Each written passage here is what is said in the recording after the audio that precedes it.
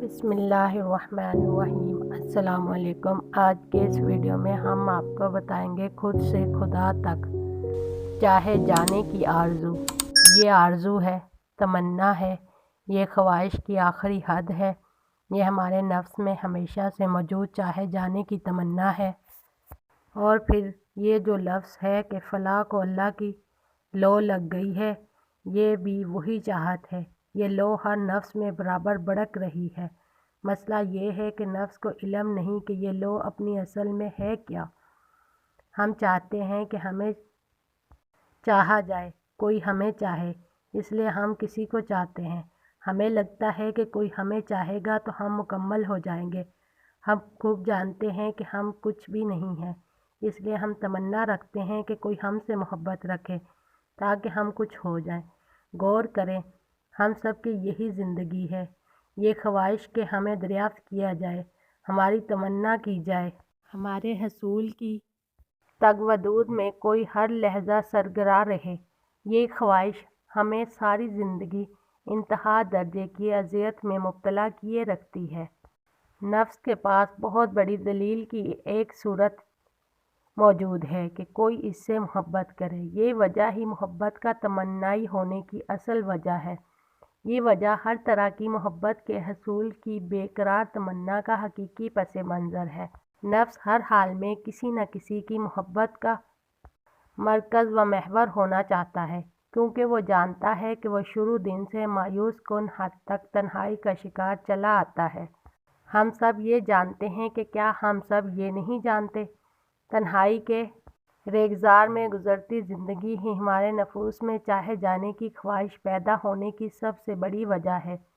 जब तक ये वजह मौजूद है तब तक ये मुतालबा भी नफ्स में कायम है कि कोई उसे चाहे। यहाँ सवाल ये पैदा होता है कि क्या हम इस वजह को जानते हैं? क्या इस वजह के नतीजे में अपनी ज़िंदगियों पर छा जाने वाले असरात से हम बखूबी वाकिफ़ हैं? और फिर सबसे बड़ा सवाल ये है कि क्या हम इस वजह से आज़ाद हो सकते हैं? मैं तन्हा हूँ, अकेला हूँ, परेशान हूँ। मैं इस तन्हाई, अगलापे और परेशान ज़िंदगी से गुज़रते हुए हर उम्मीद से मायूस हो रहा हूँ।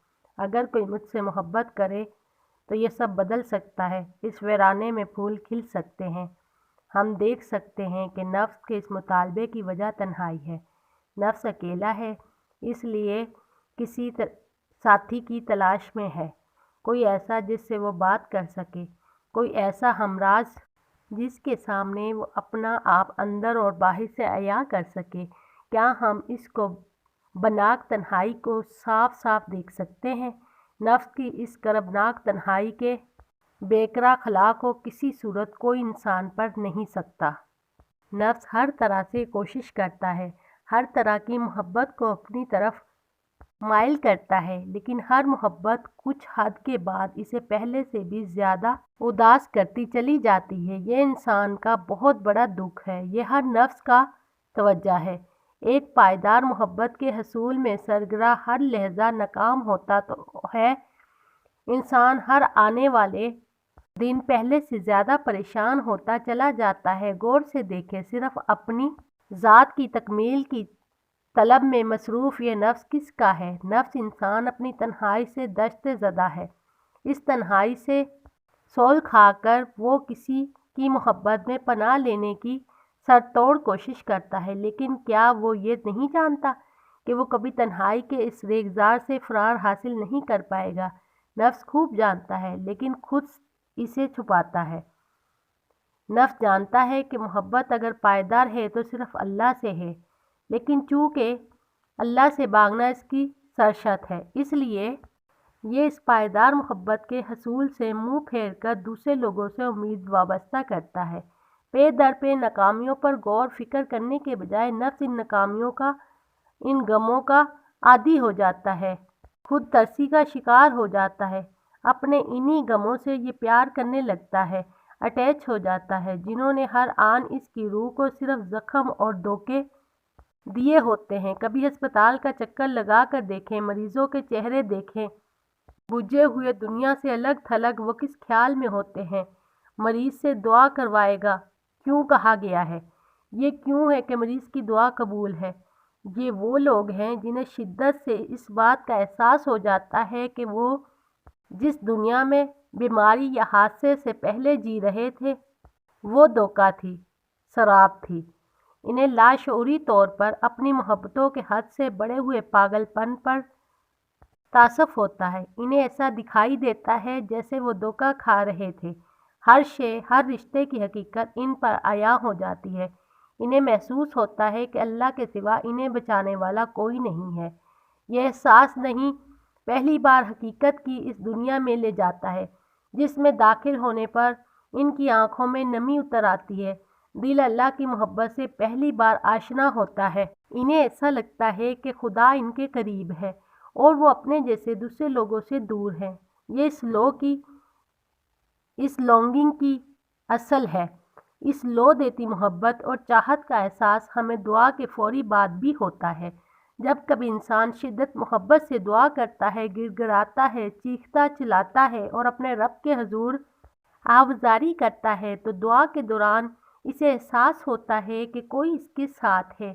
یہ احساس بہت شدید ہوتا ہے، اتنا شدید کہ دعا مانگنے والے کو پتہ ہی نہیں چلتا کہ وہ اپنی دنیا سے کتنا دور چلا گیا ہے۔ یہی محبت ہے۔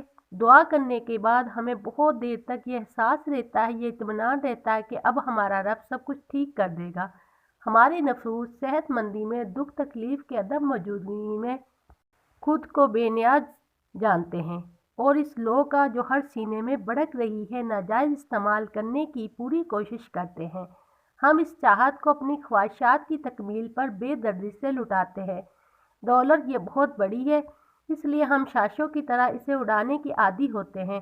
اپنے رشتوں ناتوں پر، اپنی مطلوب محبتوں پر، اپنی دولت پر، اپنی عزت پر، ہر جذبے پر ہم اس چاہت کو لٹاتے ہیں جس کے نتیجے میں اللہ سے دوری کا افیکٹ پیدا ہوتا ہے اور دل مرجھا جاتا ہے۔ اس لو کو ضائع کرنے کی حماقت سے بچنا بے حد ضروری ہے۔ دنیا کی ہر شے کی محبت عارضی ہے، محدود ہے۔ اس پر دیوانہ وار فدا ہو جانا زندگی کی سب سے بڑی غلطی ہے۔ رشتوں سے انس فطری ہے، اس سے انکار نہیں، لیکن دنیا سے کم از کم محبت ہی روا رکھنی چاہیے۔ ہر شے سے انس محدود ہونا چاہیے۔